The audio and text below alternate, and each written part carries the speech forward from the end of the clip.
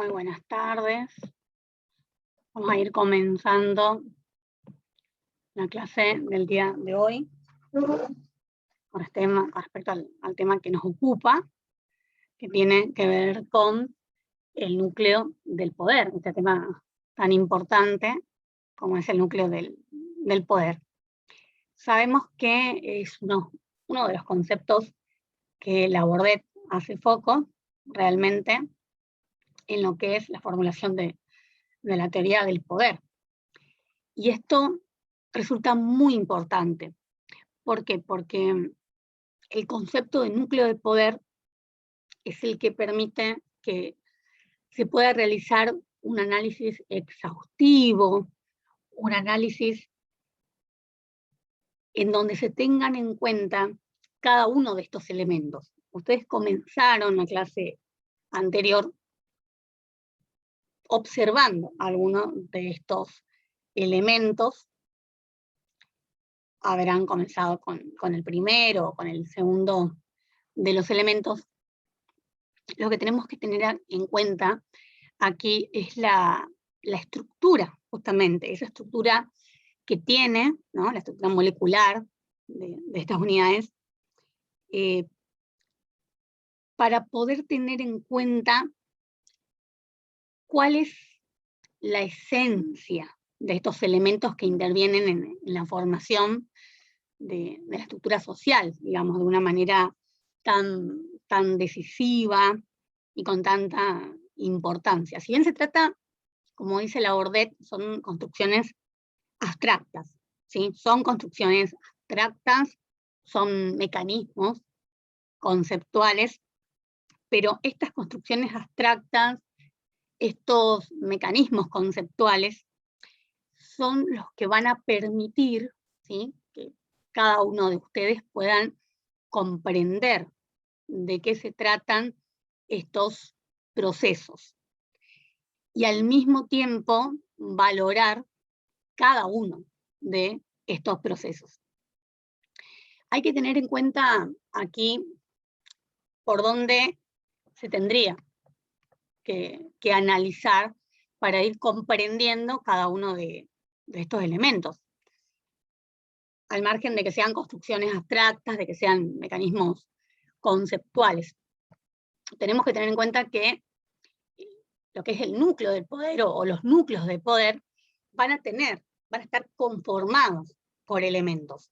Esos elementos que son elementos esenciales, ¿sí?, no son elementos accidentales, eso tenemos que destacar, porque luego también la Bourdieu de alguna manera hace referencia a elementos accidentales. No, aquí son elementos esenciales del núcleo del poder y van a estar conformados por las personas, por el espacio, por las ideas y creencias, ¿no?, los recursos, la tecnología y las organizaciones. Entonces, esos elementos esenciales serían las personas, el espacio, las ideas y creencias, los recursos y tecnología, y las organizaciones, que es el tema que vamos a desarrollar hoy.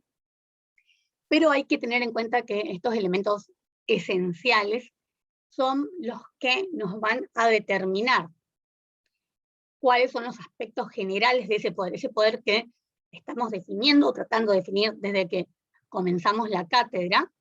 Entonces, obviamente que los vamos a observar, los vamos a tener en cuenta en cada uno de los análisis y en cada uno de los niveles de análisis.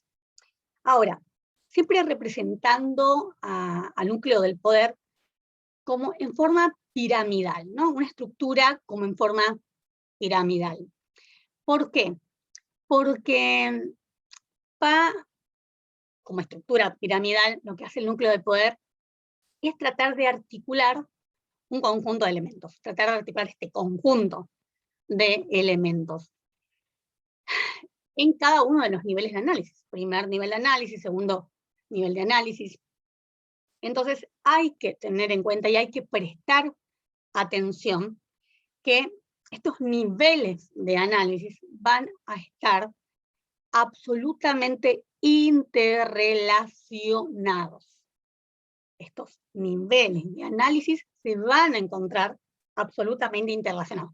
Y eso es lo que tenemos que tener en cuenta. A eso tenemos que prestar atención. Tenemos un nivel global, ¿no? que es justamente ese nivel macro, que es el que corresponde a la sociedad, ¿no? Ese nivel global, ese nivel macro, ahí tenemos a la sociedad. Y ahí es donde tenemos que prestar atención, ¿sí? Que justamente van a estar todos los aspectos del poder. Justamente ahí. Entonces, vamos a poder abarcar y vamos a poder observar los distintos problemas que se van a presentar dentro de este sistema social con respecto al poder. Eso es lo fundamental, poder observar cuáles son los problemas que se van a presentar en el sistema social con respecto al poder. Entonces, ya sean problemas a nivel de posadas, ¿no? Nuestro sistema social analizando el municipio, o problemas a nivel de misiones, analizando la provincia. Esas cuestiones son las que tenemos que prestar suma atención.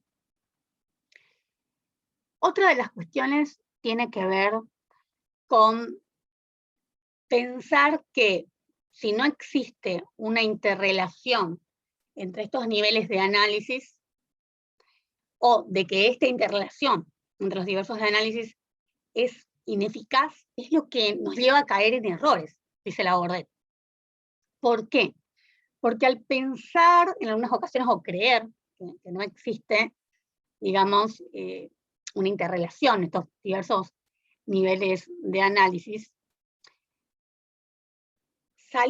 dejamos de tener un criterio lógico, un criterio sistemático para poder comprenderlos y para poder analizarlos. Con respecto al elemento de las personas, ¿sí? Hay que observar, debemos observar cuáles son todas las características, cuáles serían las condiciones, las características, las condiciones que tienen las personas. A ver, si nos ponemos a pensar, las personas que vivimos en la Argentina, claramente que no tenemos las mismas características y las mismas condiciones que las personas que viven en Japón, o las personas que viven en Siberia. Claro que no, las características, las condiciones serán distintas. ¿Por qué? Porque ya esto lo vamos a analizar, por ejemplo, en cuanto a lo demográfico. Claramente que las pirámides de población serán totalmente distintas. Entonces, esas son las cuestiones que vamos a ir analizando. El tamaño de la población que tiene Brasil, el tamaño de la población que tiene Paraguay, no es el mismo. Y eso es lo que tenemos que prestar realmente atención. Atender, a ver, ¿por qué la sociedad de Argentina avanzó en estos últimos años y la sociedad quizás de Paraguay y de Bolivia no? Porque hay muchas similitudes en la forma de Estado que tienen Argentina y que tienen Brasil, y no así en la forma de Estado que tienen Bolivia y que tienen Paraguay. ¿Cuáles son las semejanzas? ¿Cuáles son las diferencias con respecto a estos países, entre Argentina, Brasil, Paraguay y Bolivia? Es decir, analizar a este elemento de las personas desde el punto del poder, lo que nos va a permitir es poder considerar a estas personas según sus estratos, ¿no? En qué estratos sociales conviven, cuáles son las categorías sociales que tienen, los conjuntos étnicos, cómo se desarrollan y cómo se distribuyen las instituciones. Eso es lo que nos va a permitir el análisis de este elemento de las personas. Con respecto al espacio, ¿no? Que es un modo genérico, digamos, para referirse a lo que tiene que ver con el mundo exterior. Cuando hablamos del espacio, hablamos del mundo exterior, de lo que nos rodea, ¿no? Lo que tiene que ver con lo geográfico, con lo geopolítico, con lo ecológico, obviamente que todo interrelacionado con el poder, y al mismo tiempo con los fenómenos de poder. Eso no hay que dudarlo. A ver, este espacio que estamos analizando es un espacio que está habitado o es un espacio que está poco habitado o más habitado. Entonces, bueno, observando la geopolítica, en el caso que surge con respecto a las Islas Malvinas. Las Islas Malvinas se encuentran dentro de nuestra plataforma continental. Geopolíticamente las Islas Malvinas son nuestras, no en soberanía, no en el ejercicio del poder, pero sí en lo que respecta a la geopolítica, y eso no se puede dudar. No se da el ejercicio efectivo del poder, pero sí con respecto a la geopolítica.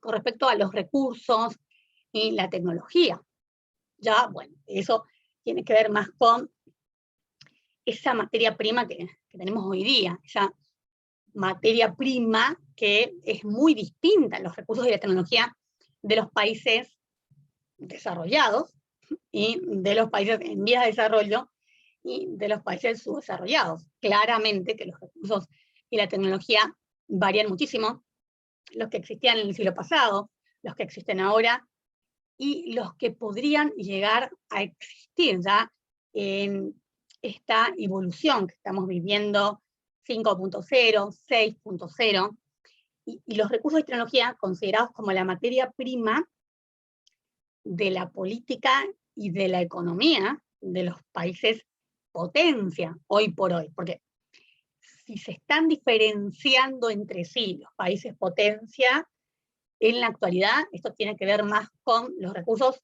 y la tecnología que poseen que con el capital financiero, o también el capital social que poseen. Eso es muy importante para diferenciar.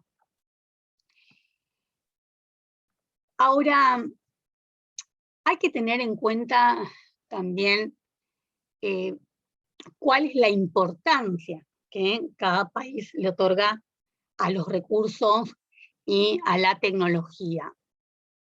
Si bien es algo que es muy importante en la vida de cada uno de nosotros, en la vida de las personas, genera mucha incertidumbre en el momento de evaluar por qué los países desarrollados son los que más invierten en recursos de tecnología que los países no desarrollados, los países en vía de desarrollo.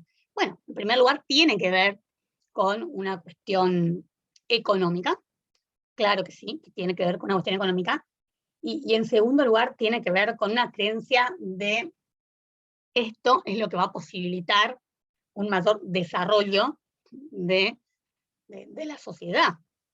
Pero esto está siendo estudiado por la ONU actualmente, hasta los países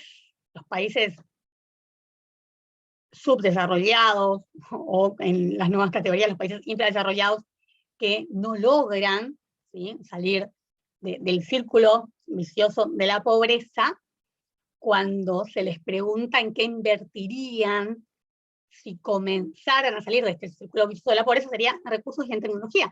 Así que evidentemente ahí está uno de nuestros elementos más importantes. Ahora, hay que tener en cuenta cuál es el valor que se le da a todo esto, el valor real que se le da a todo esto, para poder entender, para poder comprender cuál es su importancia. Y en eso es lo que tenemos que visualizar. Ahora, bien, nos ocupa hablar del concepto de organización, ¿no? Este concepto de organización es un concepto importante en lo que es la teoría del poder de la Bourdieu, con respecto a lo que implica la misma idea de organización, ¿no? Eso quizás ustedes ya lo han escuchado, lo han leído en alguno de los textos. Ocupa un lugar muy, muy importante, ocupa un lugar estratégico en la teoría del poder. Porque, así como justamente lo voy a parafrasear a Etzioni, que dice que las organizaciones son unidades sociales, ¿no? Claro, las organizaciones son unidades sociales, conjunto de personas que se van a relacionar. Claro, unidades sociales, conjunto de personas que se van a relacionar entre sí, pero teniendo en cuenta actividades comunes, para fines comunes. Eso es lo que tenemos que tener en cuenta. Estas organizaciones como unidades sociales, conjunto de personas que se van a relacionar, lo hacen por una actividad en común y lo hacen por un fin en común. A ver, podemos considerar, se puede considerar, digamos, a la organización en 4 niveles de análisis posibles. La organización en 4 niveles de análisis posibles. El primer nivel de análisis va a tener que ver con la articulación interna de las organizaciones. Entonces, el concepto de organizaciones en 4 niveles de análisis. Esos 4 niveles de análisis, vamos con el primero, que tiene que ver con el que se va a orientar, ¿no? Articular una articulación interna de las organizaciones, se va a orientar hacia el enfoque de los procesos de diferenciación interior. Cuando hablamos del enfoque de los procesos de diferenciación interior, estamos hablando de la estructura jurídica, ¿no? El rol que ocupa cada uno, el rol de poder, el ocupante de poder.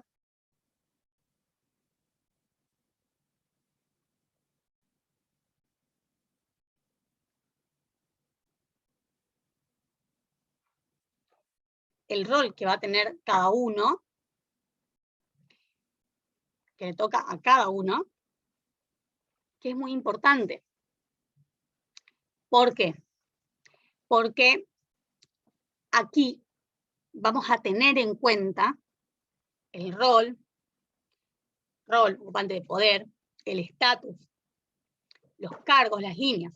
O sea, estas relaciones internas de poder, que son las que van a justamente guiar toda la estructura de nuestra pirámide, como decíamos hoy al inicio. Así que ese es un concepto para poder analizar. Ese es el primer nivel de análisis. Luego tenemos un segundo nivel de análisis que va a considerar a la organización como una unidad de poder, ¿no? El segundo nivel de análisis tiene que ver con la organización como unidad de poder. ¿Qué es eso de la organización como unidad de poder? Es que toda organización tiene que tener una capacidad, pero no es cualquier capacidad, porque muchas veces se habla de esa capacidad de disponer. No, toda organización tiene que tener una capacidad de imposición social. ¿Qué es eso de esa capacidad de imposición social? Ya sea esta capacidad, que algunos entienden como una capacidad de disponer, únicamente una capacidad de disponer, tiene que ser una capacidad defensiva, ofensiva, que se puede observar, se puede visualizar, teniendo en cuenta cuál es el protagonismo que van a llevar a cabo cada uno de los actores sociales y cómo se van a desempeñar en esos determinados roles, en esos determinados cargos, con el estatus de cada uno de esos actores sociales. Entonces, ahí podemos observar, bien, se trata de una organización política, o se trata de una organización económica, o se va a tratar de una organización educativa. Esto varía en función de cada uno, en función del análisis que realice cada uno.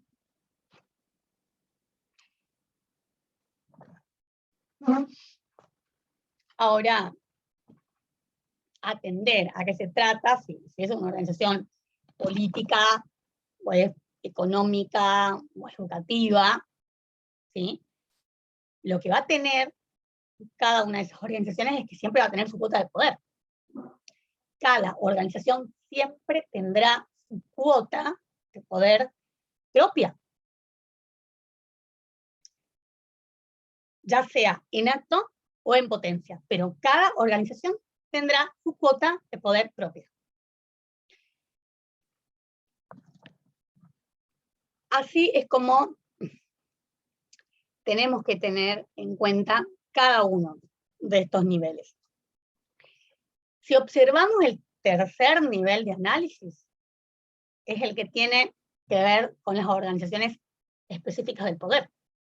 Ese tercer nivel de análisis es el que se relaciona, es el que comprende a las organizaciones específicas del poder, ¿no? Que son construidas bajo el poder, son construidas como poder. Aquí estas organizaciones no tienen únicamente el poder como un medio para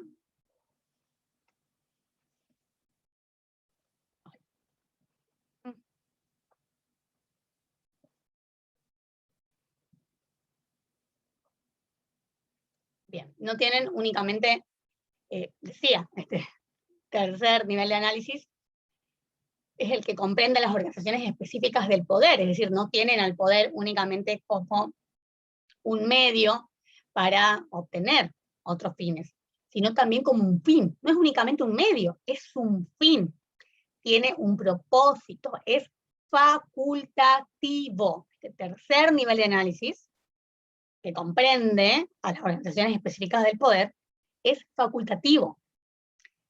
La finalidad que tiene la organización específica del poder es que esa organización aumente, que esa organización incremente su poder. ¿Por qué? Porque eso es lo que le va a permitir alcanzar un poder que sea un poder dominante, la capacidad para poder conducir a todo el conjunto de los actores sociales.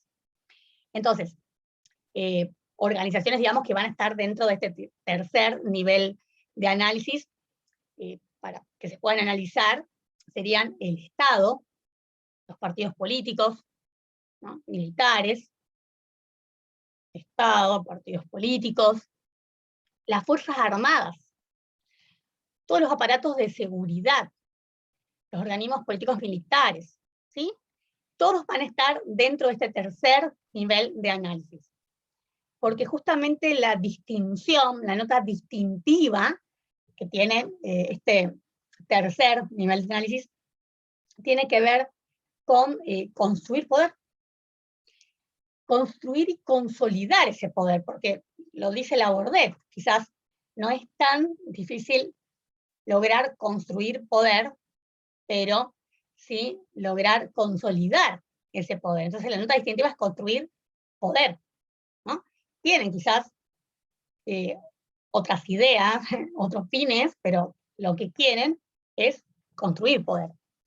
El cuarto nivel de análisis tiene que ver con poder consolidar, ¿sí?, la organización como un factor, en donde se puedan combinar justamente elementos que puedan otorgar, ¿sí?, un nuevo resultado. Entonces, el cuarto nivel de análisis tiene que ver con considerar a una organización como un factor para poder combinar elementos que produzcan un nuevo resultado. Y aquí es donde tenemos que analizar, ¿se trata de una organización o no se trata de una organización? Sería un concepto más abarcativo, sería un concepto transempírico, en realidad, de organización. ¿Por qué? Porque esta capacidad, que no es cualquier cosa, sino que es justamente una capacidad de poder combinar, una capacidad combinatoria de los diferentes elementos que fuimos analizando con distintos objetivos, con distintas finalidades, es quizás lo que logra materializarse. Entonces, el punto esencial aquí, de todos estos elementos, lo que va a otorgar es colocar un mayor énfasis en los fenómenos de poder. ¿no? Cuando hablamos de la autoridad, de la legitimidad, de la eficacia, de la legalidad. Y esto no es otra cosa en consecuencia que una peculiar combinatoria organizativa, dice Laborde. Termina siendo una peculiar combinatoria organizativa. Porque justamente, dice Laborde, que es este término de organización el que quizás lo terminamos utilizando, ¿no? Otras ramas, que también son ramas de las ciencias sociales, que puede ser, así como utilizamos en ciencia política, también lo podemos utilizar en sociología, teniendo justamente esto en cuenta que acabo de exponer. Entonces, también podemos hacer alusión a otras categorías que tienen que ver con la burocracia, la organización formal, la institución, la organización social, ¿no? Conceptos muy, muy arraigados de Max Weber. Luego también los aportes de Parsons, ¿sí? ¿No? Todos sociólogos, cuando Parsons hace referencia a, digamos, al tipo de colectividad que se da en las sociedades modernas, que se llama burocracia, ¿no? También te venía en términos de Max Weber. Entonces, aquí es donde tenemos que prestar atención, ¿no? Cómo se va a desarrollar, cómo se va a materializar ese término de burocracia, justamente, en una y en otra sociedad, para uno o para otro autor, ¿no? Cómo se puede emplear en formas distintas, a través de nociones distintas. Bueno, hasta aquí hemos llegado. Esperemos seguir desarrollando un poco más de los elementos del núcleo del poder en la siguiente clase que nos toque estar juntos. Bueno, hoy la clase era una clase por Zoom, la grabé porque no se conectó nadie, quizás no ingresaron al aula, no vieron el link, deben hacerlo siempre. Recuerden que al aula se ingresa todos los días, dejo constancia de esto por las dudas, pero bueno, no se olviden de seguir leyendo, de que pueden consultar lo que necesiten, pero sobre todo está todo en la lectura es fundamental, porque es lo que nos va a permitir poder ir logrando mayor vocabulario técnico, mayores conocimientos, que sean realmente un aprendizaje significativo, como dice el autor Perkins. Entonces, cuando llegue el momento del parcial y luego cuando llegue el momento del final, es todo mucho más ameno, menos complicado, menos complejo. Les deseo muchos éxitos y estamos en contacto, ¿saben?, para cualquier consulta. Nos vemos.